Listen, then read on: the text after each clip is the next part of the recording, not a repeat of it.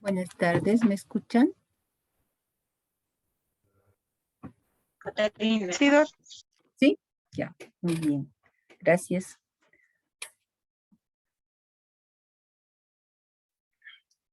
Bueno, hoy día vamos a avanzar un tema, bueno, si podemos, los temas son bastante cortos, complementando a todo nuestro aprendizaje de farmacología general. El título dice vías de administración de las drogas, ¿no? Ya habíamos dicho que drogas lo tomamos como un sinónimo, ¿no? De medicamentos o fármacos, ¿sí? Entonces, ¿qué son las vías de administración? Las vías de administración van a ser por los lugares, son los lugares por donde nosotros ingresamos medicamentos, ¿no es cierto? Entran los fármacos al organismo para producir una acción o un efecto. Entonces, dentro de las vías más usadas tenemos la vía oral o la vía bucal, ¿cierto? Que es llamada así. Que vamos a mencionar las ventajas y desventajas de esta vía. Como nos dice, es por la boca, como muestra ahí la figura, la imagen, ¿no es cierto? Las ventajas son varias, ¿no? Es fácil de administrar para el paciente. Si nosotros le decimos va a tomar por vía bucal, es fácil para el paciente administrarse. La absorción es segura la mayoría de las veces. Es conveniente para el paciente porque no necesita de otras personas, ¿no es cierto?, para tomar sus medicamentos. Para acciones locales en el tubo digestivo, la droga es introducida en el sitio de acción. Sabemos que si va a empezar por la vía, perdón, por la boca, ¿no es cierto?, estamos hablando de aparato digestivo. Entonces, obviamente, también podemos recurrir a algún fármaco, por ejemplo, ¿no? No nosotros, un médico. Si hubiera una infección a nivel del intestino, utilizaría la vía bucal porque sabe que va a ir por el tubo digestivo o aparato digestivo, ¿no es cierto?, a producir su acción y entonces va a aliviar esa infección, ¿no es cierto? A eso se refiere este párrafo, ¿no? Esta oración, ¿no es cierto? ¿Ya? De acción local. Local es en el lugar, ¿no es cierto? Entonces, en este caso, está siendo utilizada para producir el efecto en el tubo digestivo. Es uno de los métodos más económicos, ¿no es cierto?, de administración. Pero también sabemos que puede haber, ¿no?, medicamentos muy, vamos a decir, muy costosos por vía bucal, sí. Pero la mayoría los hay, ¿no? Tanto antibióticos como antiinflamatorios. Hay diferentes laboratorios que pueden ser económicos para el paciente.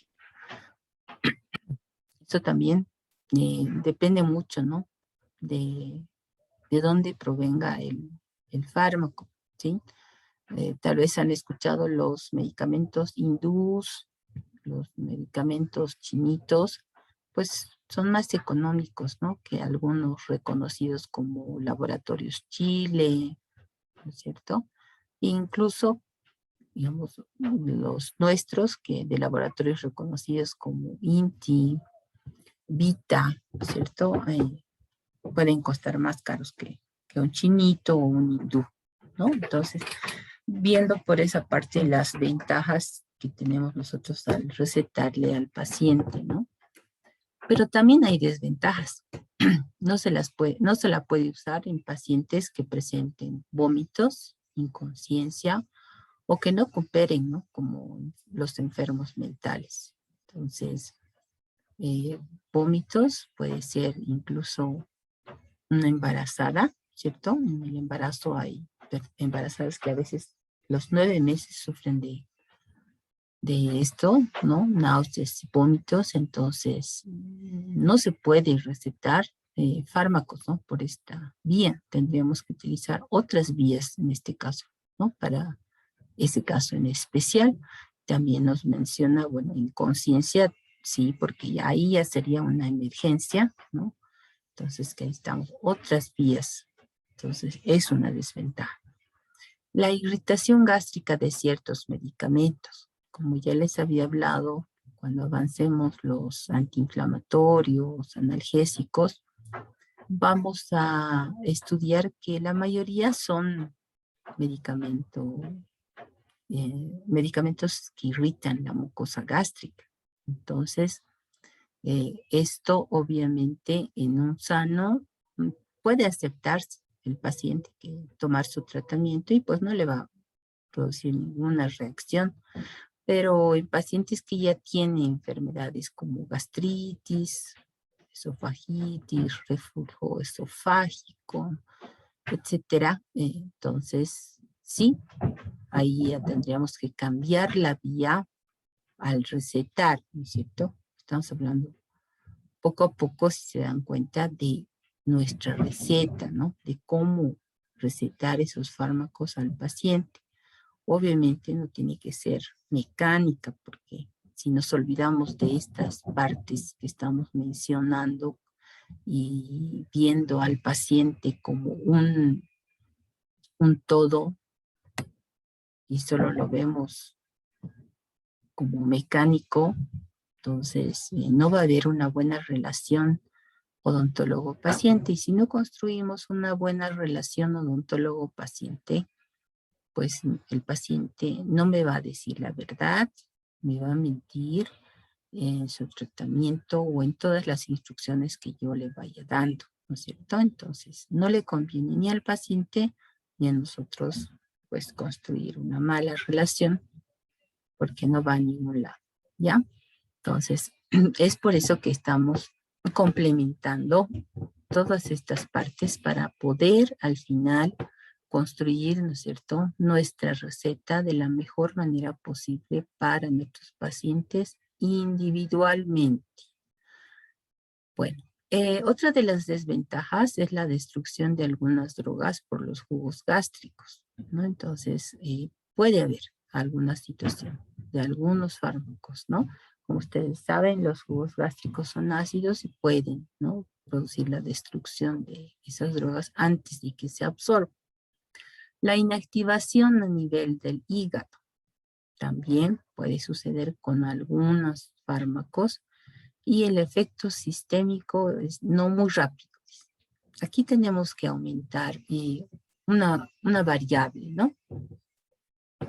Cuando vamos a recetar por vía oral, tenemos que también en la receta nosotros decirle en qué momento va a tomar. No en qué momento se refiere a una hora de la mañana, de la tarde y de la noche. No, ese es el horario, ¿sí? Sino en qué momento se refiere a que va a tomar esta pastilla después de ingerir alimentos sólidos o va a tomar antes, ¿no?, de ingerir alimentos sólidos como su almuerzo, ¿no? Y hay un error, les comento, adelantando la receta. A veces hay colegas que ponen en la receta, tal vez ustedes lo han escuchado, lo han visto, lo han leído, tomar con las comidas. Si no haces una buena historia clínica, esa relación que les decía odontólogo-paciente, y realmente no te confía a ti cuántas comidas tiene ese paciente, no podemos ponerle con las comidas. Porque hay pacientes, y con esta pandemia mucho más, ustedes son conscientes de nuestra realidad, ¿cierto? Que hay mucha pobreza. Y hay pacientes que a veces solo tienen una comida, o sea, fuerte. Puede ser el almuerzo o puede ser más tarde, ¿no? En la tarde. Pero después no tienen un buen desayuno, no tienen algo muy sólido, digamos, para que sea una comida fuerte, ¿no? Hay otros que te dicen 2 comidas, desayuno, almuerzo, pero no ceno. A veces un tecito en mi casa o si no, no hay y solo desayunamos y almorzamos, ¿no es cierto? Entonces, no podemos asumir que todos los pacientes tienen 3 comidas. Ahora, si nos vamos también a otros ejemplos, se dice que tendríamos que tener 5 comidas fraccionadas, ¿no? En el día para tener una mejor alimentación, digestión, etcétera. Entonces, de frutas, verduras, etcétera, ¿no? Pero por eso es que les digo, eso es complicado, eso es entrar en una relación, tú estás entrando en una relación con una persona desconocida, ¿no? Al cual estás atendiendo por primera vez y estás haciendo una breve historia clínica, pero que tienes que hacer para poder también recetar adecuadamente, ¿no es cierto? Entonces, esa instrucción de tomar con las comidas no se la debe hacer, ¿no es cierto? Se la debe hacer como hemos hecho el ejercicio en la anterior clase, ¿no es cierto? Sí, tomar cada 8 horas, sugerirle los horarios, ¿no? Decirle, ¿a qué hora usted desayuna? A las 8. Ya, y este medicamento va a tomar después de su desayuno, entonces 8:30, así, y se lo anotas, ¿no? La primera toma 8:30. Calculemos 8 horas después, ¿a qué hora le tocaría su segunda toma? Y se lo ponemos en la receta. La tercera toma, etcétera. Y si realmente este fármaco que tú vas a recetar, digamos, es un AINE que va a producirle molestias gástricas, hay que recomendarle que coma algo sólido antes, ¿no es cierto? También ahí hay que dirigir al paciente. A veces el paciente piensa que tomando un jugo es una comida. Y dice, pero he tomado con un juguito, ¿cierto? Porque el factor que el estómago vacío que el estómago esté vacío o lleno, es una variable que va a influenciar en la acción del fármaco, en el tiempo. Un paciente que toma un analgésico, dan de cuenta, tiene cefalea, un analgésico, pero que sí está con un estómago lleno, va a tardar por lo menos 1 hora en calmarle el dolor, en hacer efecto el fármaco. Pero si esa persona estuviera con el estómago vacío, va a tardar 30 minutos, más rápido, ¿no es cierto? Porque su estómago no está lleno.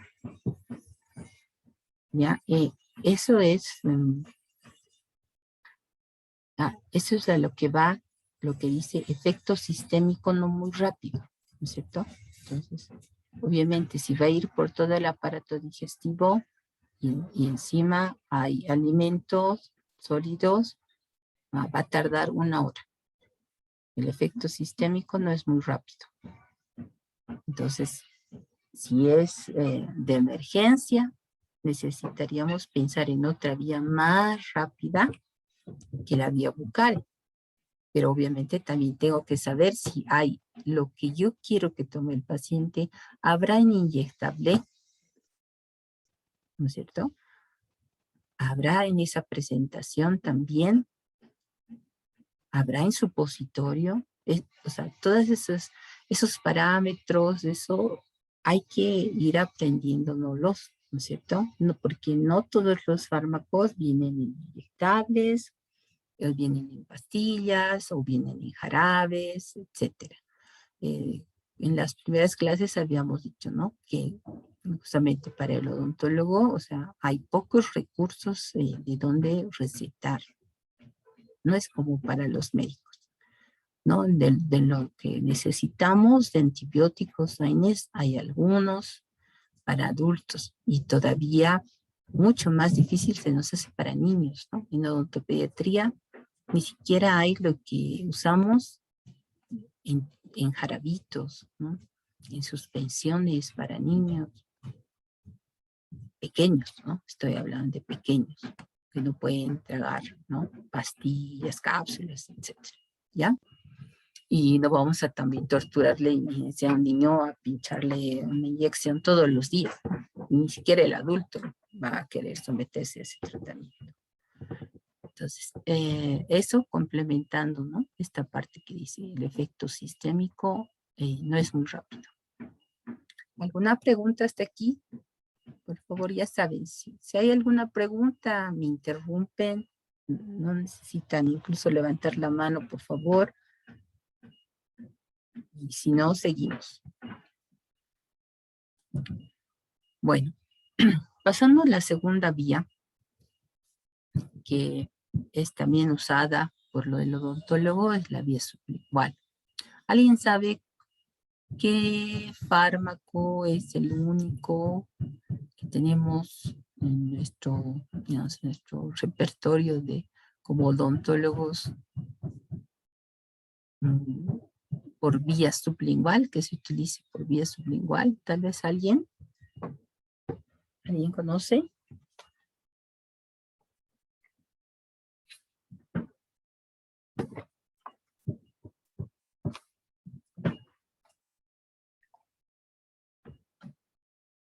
¿El ketorolaco, doctora?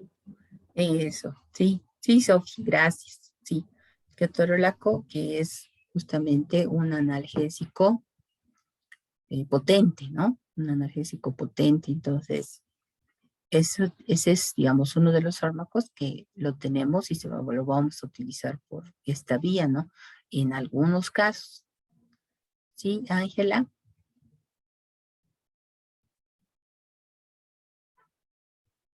Ángela, estaba Doctora, levantando. ¿me escucha? Sí, te escucho. Ah, ya. Doctora, también había uno que era nitroglicerina sublingual. ¿Está bien? Sí, ese es, bueno, otro fármaco. Pero así, el que más, digamos, nosotros podemos recetar o está en nuestra mano, sí es el ketorolaco. Pero está muy bien tu ejemplo. Gracias, Ángela. Ya, entonces, como dice ahí el nombre vía sublingual, quiere decir debajo de la lengua, ¿no? Como están viendo en la imagen aquí. Está levantando la lengua, esa es la forma correcta, ¿no? Debe levantar el paciente la lengua para colocar el comprimido debajo de la lengua y ahí se va a absorber. La consistencia es diferente, pues, vamos a decir, a un comprimido que se toma por vía bucal, ¿no? Que va a ser más dura, ¿no? En cambio, este va a ser más suave, se va a deshacer, ¿ya? Esa es la forma, ¿no? Aquí también lo que nos ha dicho su compañera Ángela, la nitroglicerina, también, bueno, aquí puede venir en gotitas, igual, ¿no? El paciente levanta la lengua, cosa de que estas gotitas pues caigan en el piso de la boca, ¿no es cierto? Porque está justo debajo de la lengua. Debajo de la lengua está el piso de la boca. Bueno, dentro de las ventajas, la absorción directa sobre la mucosa se produce sin pasaje por el tubo digestivo, ¿no? Sin pasaje por el hígado, porque no va a ir a dar la vuelta como utilizábamos en la vía bucal, ¿no? Ese es aparato digestivo. En cambio, aquí es directa, dice, sobre la mucosa. De acción rápida y completa, sí, porque es directa sobre esa mucosa. Facilidad de administración, como lo están viendo, es fácil. ¿sí? Para el paciente también indicarle así, levanta su lengua, se pone el medicamento y lo deja ahí, listo. ¿No es cierto? Se le explica, es fácil de administrar. Solo, sí, o sea, se puede administrar solo. ¿Puede removerse de la boca un exceso del fármaco? Sí, si el efecto es muy intenso. Eso más que todo en la nitroglicerina, ¿no? No tanto en nuestro ketorolaco. Pero también va a haber desventajas. Y decimos que solo puede utilizarse algunos medicamentos, ¿no? ¿Por qué? Porque solo algunos laboratorios, industrias fabrican algunos medicamentos, como han mencionado sus compañeras, que se utilicen por esta vía, ¿sí? No hay más. O sea, en realidad nos quedaríamos con el ketorolaco en odontología. No hay más, fíjense, no hay más. Y eso que salió hace unos pocos años, nada más. No hay antibiótico para utilizar por vía sublingual, ¿sí? Entonces, no hay para niños, nada de esto, no hay. Entonces, se dan cuenta que también tenemos poco de dónde escoger, ¿no es cierto? Entonces, no es a la hora de aprendernos algunos antibióticos y antiinflamatorios para utilizar en odontología, pues no es larga la lista. Y esos medicamentos tenemos que memorizar las dosis usuales que el otro día hemos repasado con sus intervalos de horas, ¿no es cierto? No puedo equivocarlo, como han visto lo que hemos hecho el ejercicio, ¿no es cierto? Porque si me equivoco voy a recetar mal, entonces está mal mi tratamiento para el paciente. Otra desventaja, dice, puede producir la irritación de la mucosa bucal. Sí, porque fíjense, en la diapositiva hemos dicho, esto es el piso de boca. ¿Qué estructuras se encuentran en el piso de boca? ¿Alguien puede tal vez mencionarnos? Debajo de la lengua, ¿qué estamos observando? A ver qué estructuras hay.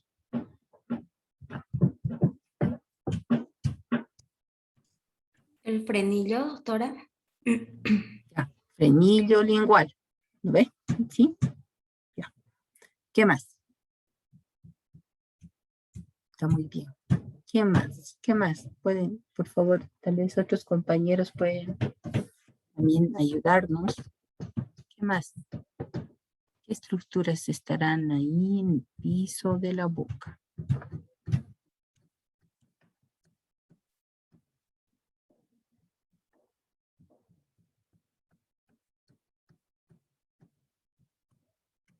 ¿Habrá glándulas? Sí, doctora. Pues las glándulas sublinguales, ¿no? Eso, correcto, sublinguales. Tenemos algunas, las venas raninas, ¿cierto? Ya, entonces, como esta mucosa es tan, vamos a decir, es tan sensible, ¿cierto? Por eso es que se puede producir esta irritación, aunque sea con este fármaco hecho para utilizarse por esta vía, aunque lo coloquen, puede irritar. Es como cuando nosotros comemos, digamos, ¿qué se llama? Bueno, en La Paz, la marroqueta, ¿cierto? Tiene una parte más tostadita, ¿no es cierto? Y puede lastimar tanto el paladar como puede ser el piso de la boca. O algún dulce que estamos chupando, tal vez, no sé, hay personas que los mascan, ¿eh? Los dulces, y los trituran y va y choca al piso de la boca. Entonces rapidito sientes como una herida, una molestia, y si tocas con la lengua magnifica, ¿no? O sea, si es pequeñito, la lengua te va a parecer que es más grande la herida. Entonces es una mucosa muy sensible y delicada que hasta el comprimido puede producir esta irritación de esta mucosa. Puede producirse la salivación excesiva, ¿no? porque el mismo hecho de poner esa pastilla ahí para que se disuelva va a producir un exceso de saliva. ¿Cómo se llama terminológicamente ese exceso de saliva? Cuando se produce mucha saliva.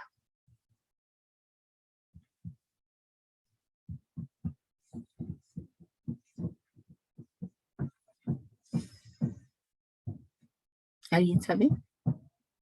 Cialorrea. Eso. Ujú. Sí, correcto. Entonces, si ustedes tal vez después de la clase pueden hacer la prueba, si se meten un dulcecito pequeñito, no grande, ¿no? Pequeñito, debajo de la lengua, ¿cierto? Van a sentir que van a salivar más, ¿no? Ese es el efecto que produce. Y entonces, si hay más saliva de por sí, ¿no es cierto? Automáticamente, como acto reflejo, se va a producir la ingestión del comprimido, ¿no? Y ya no es, si se lo traga el paciente por la vía bucal, ya no es vía sublingual, ¿no es cierto? Ya se llamaría otra vez vía bucal y va a ir a dar vuelta por todo el aparato digestivo, lo cual no queríamos nosotros, ¿no es cierto? Porque la ventaja de esta vía justamente es que no tarde mucho y que la acción sea por la mucosa, pero lo ha deglutido el paciente, ¿no? Obviamente, involuntariamente sí, por el exceso de saliva, sí, o sea, es involuntario, ¿ya? Entonces, mayor incomodidad que la vía bucal con ingestión, especialmente por el sabor desagradable de los fármacos. Estos fármacos, que como hemos dicho ya, el ketorolaco viene por esta vía, no es nada agradable, ¿no? O sea, no es dulce, salado, no tiene un sabor exacto que se pueda definir. Si es que alguien ha tenido tal vez la experiencia, ¿no? De tomar este fármaco. Yo les digo por mi experiencia que sí he necesitado, pero no es agradable, ¿no? Pues les digo, no puedo decirle que sea amargo, dulce, no tiene una definición, pero no es nada agradable este fármaco. Pero como verán ahí sus ventajas, pues son muchas, ¿no? Son muchas y también podemos utilizar en el paciente odontológico con mucho dolor, ¿no? Para ayudarnos en el tratamiento de este paciente. La vía rectal es importante recordarla porque puede haber situaciones en las que nosotros en nuestra receta como odontólogos vayamos a necesitar esta vía, ¿no? En niños, sí, niños pequeños es usada, pero ya les he dicho, hay pocos, ¿no? O sea, pocos fármacos también en supositorios que, pues, estén a nuestra disposición, ¿no? En odontología, ¿ya? Y pues también hay que ver, ¿no? Y por otra parte, en un adulto, ¿no es cierto? ¿Cuándo vamos a utilizar? Cuando sea imposible utilizar la vía bucal, ¿no? Que es la más común y la más fácil para nosotros. Entonces vamos a ver las ventajas, ¿no? La absorción, dice, es más rápida que la vía bucal, con menor inactivación del fármaco. Fíjense, la absorción es más rápida que la vía bucal, con menor inactivación que el fármaco. Entonces, nos está diciendo, más rápida que la vía bucal, que hace rato habíamos mencionado que sería 1 hora, ¿no? Con estómago lleno, y como no va a ir a dar vueltas por el aparato digestivo, ¿no es cierto? Pues menor activación del fármaco. ¿Se puede emplear cuando la vía bucal sea imposible? Sí, es lo que les decía, ¿no? O sea, cuando sea totalmente imposible como en vómitos que no se pueden controlar, por ejemplo, en embarazadas u otras personas, ¿no es cierto? Con vómitos y náuseas, pues se puede utilizar la vía rectal. Evita parcialmente el pasaje del hígado. Y en las desventajas, es incómoda para el paciente. Sí, o sea, es incómoda para el paciente. Muchos pacientes prefieren inyecciones a que un supositorio, ¿no? Y por si acaso, o sea, en niños sí, ¿no? Los papás colocan el supositorio. Ahora, en adultos, obviamente, la administración se la hace uno, ¿no? Sería autoadministrado. La posibilidad de irritación de la mucosa rectal puede ocurrir, ¿no? Cuantos más supositorios se use tal vez en el día, obviamente, y más días de tratamiento, sí, porque también es una mucosa muy sensible, ¿no? Que tiene vasos alrededor. No se puede contar con ella en caso de hemorroides o diarrea, ¿no? Porque obviamente por diarrea, porque si se pone el supositorio del paciente, imagínense, ¿no?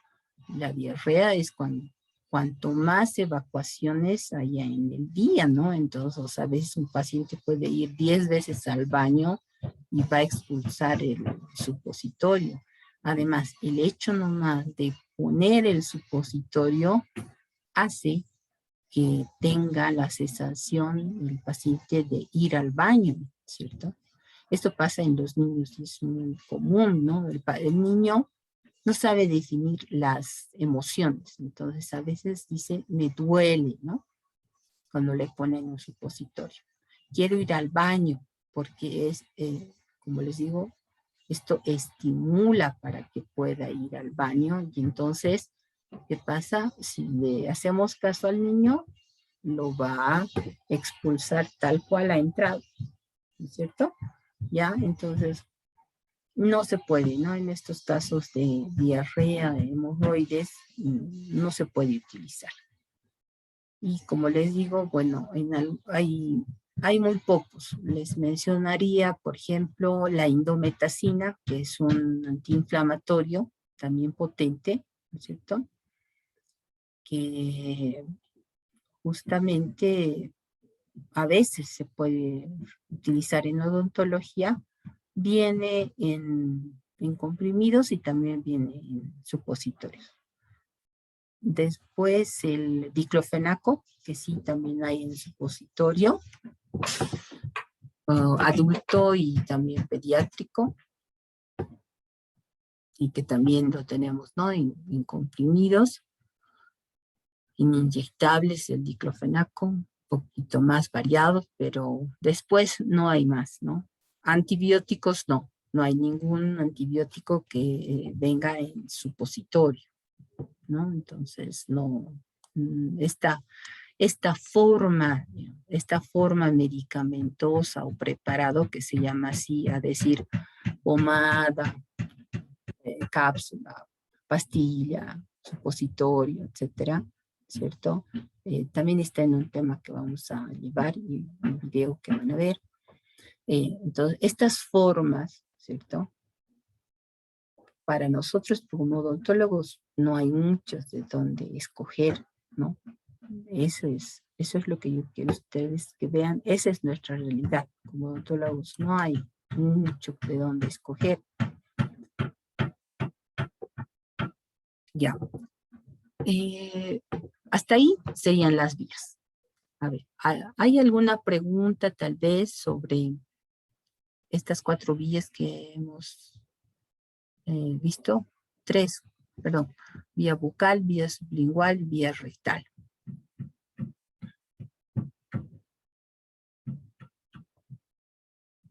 ¿Alguna pregunta?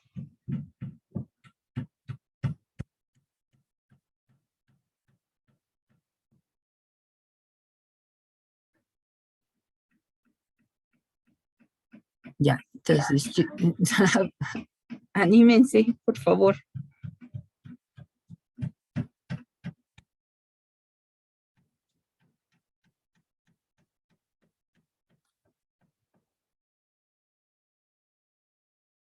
Ya, entonces vamos a continuar.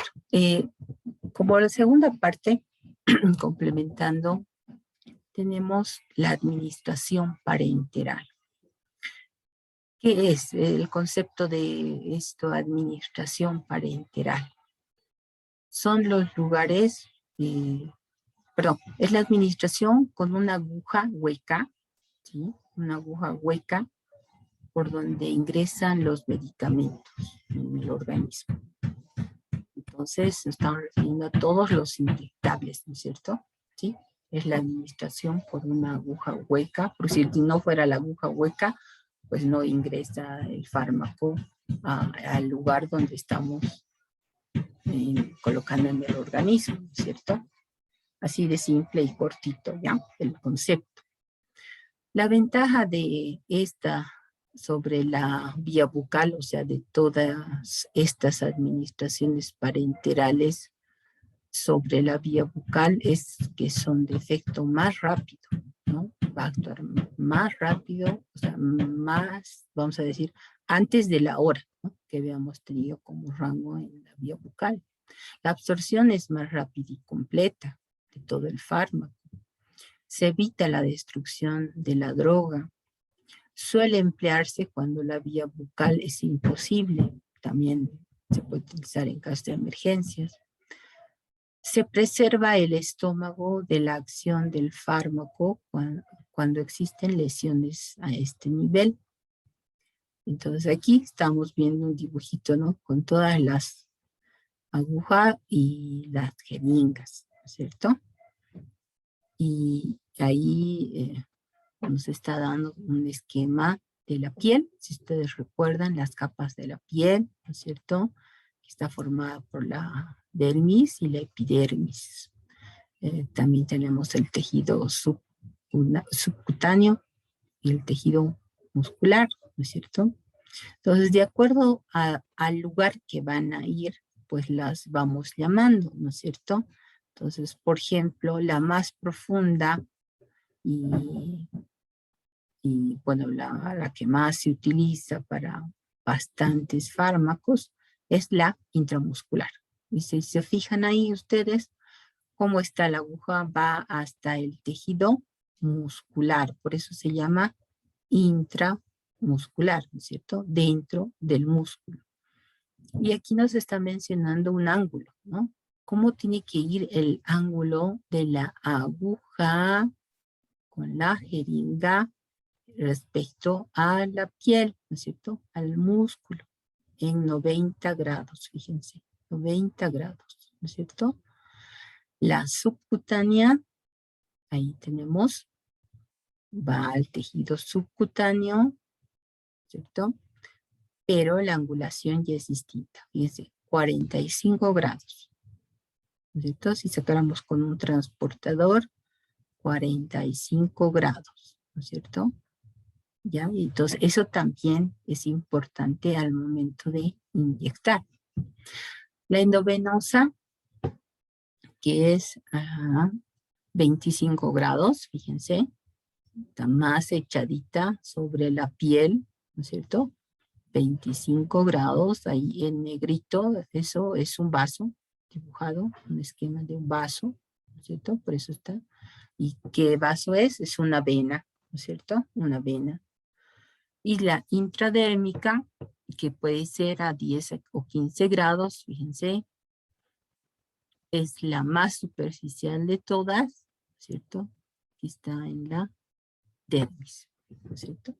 Todas con una aguja hueca, ¿no es cierto? Entonces, todas las formas de administración parenteral estarían intramuscular, subcutánea, endovenosa y intradérmica. Pero también hay desventajas de todas estas, ¿no es cierto? Las que vamos a utilizar con una aguja. Dice, la producción de reacciones adversas, especialmente con la vía